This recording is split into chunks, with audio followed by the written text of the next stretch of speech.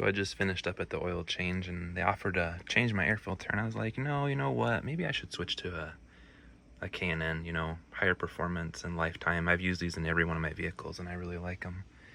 So I just wanted to show you, with everything going on in here, the air filter cover is a pain to get out of here. It is huge pain. So what I did, obviously disconnected the air intake into the engine. This piece can move out of your way, and there's a bracket that goes right there, and I'll put it back on in a minute.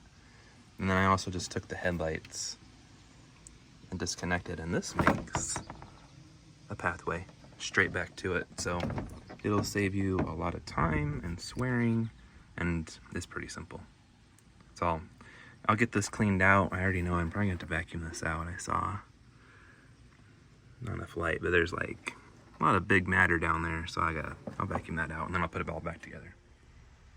So I got the K&N back in. I got the housing like vacuumed out. There's a lot more bugs and plant debris in there than I thought there would be. I just put this table over here to hold onto the headlight just for ease, but you do not need a table to do this. I didn't think this would be a video-worthy project, but apparently it ended up being. So you can see with no headlight, we got a nice little pathway for that just to slide through there. So once you get that piece through, the back of the air filter has 3 fixed pieces that fit into those little black loops in the back. So you kind of have to go like a down angle into them. And then once you kind of click in, then you'll strain it out and force it down. Once you have everything lined up, I lift up on the back corners just to make sure both sides are attached, and then you'll kind of force it, hold it down.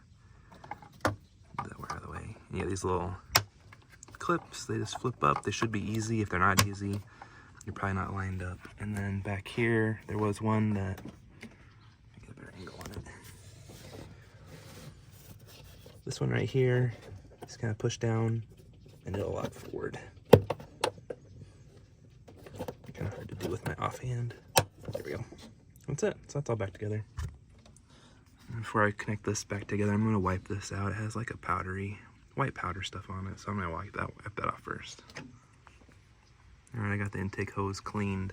They kind of make this dummy proof, so this clamp right here, you just kind of loosen it up. It's like the intake pipe will just slide back on, and then you can see the notch where you need to line it up at. And then once you have it lined up, flathead screwdriver is all you need for this part, and you just tighten this down.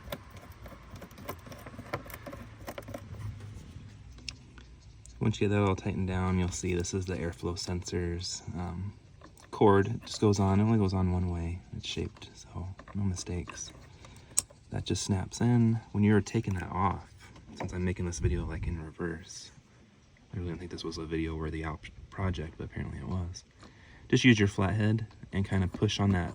It's kind of, mine's brown or maybe like lighter gray compared to the black. Push on that when you pull, and it'll help it disconnects super easy. You just have to push it like forward, so you'll push that direction. And there was a clip just to help the wire stay in one spot. It just snaps in right there. There's kind of a little spot made for it. It's pretty simple. Now I'll put the headlight back in. So putting in the headlight is pretty easy. You just kind of want to get it lined up. It's going to want to drop in to hit the spot a little bit. I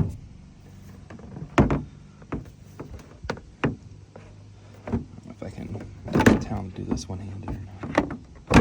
There we go. So once it kind of falls in its place, you'll see the holes will line up no problem. And it's already kind of stuck, so now it's already going to be hard to pull out of there. So you'll struggle a little bit at first, but then it'll kind of just fall into its place. These screws, I made another video about replacing the headlights, and I think they were Torx 25, but they also can take a flathead. So something else I mentioned in the headlight video was that these screws are like squared off on the tips, and it was really easy to put the screws in wrong with using like a screwdriver and then kind of cross thread them. So I kind of started with my fingers, kind of something I learned then, and then I used the screwdriver to finish them off.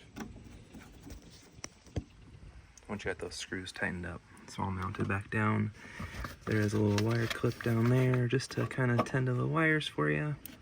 It just snaps back in. So putting this bracket back in, it's also a Torx. This is a Torx 25 for sure. The headlights are need a bigger Torx bit if you're using a Torx.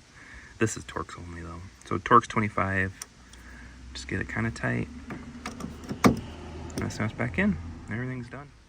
All right, it's all back together. I got the sticker on there, so hopefully the places I have to go to get service don't try and jack with this. I'm gonna make another video about the service experience. It'll be a little interesting. It didn't go so well. Since I wasn't able to take it to an actual dealership, I had to go to one of those quick oil change places. Anyway, I didn't intend to make a video, but so I started in reverse. But to do this, you'll have to disconnect your air intake, your airflow sensor, your washer fluid reservoir. It just pops out of there. It's actually really easy. Unscrew that piece, just get that bracket out of your way. Actually, you might not need to do that since we're going to take off the headlight and then take the headlight out. Screw, and then there's a screw. And don't forget that the headlight is held on by, there's a little wire connector. You can't see it anymore. It's right underneath the white part. Kind of holds your headlight wires tight. You can undo that and it makes your headlight fall out further. So I'm going to put together the video about the service and how bad that experience went. Like and subscribe. I'll post more videos as I make them.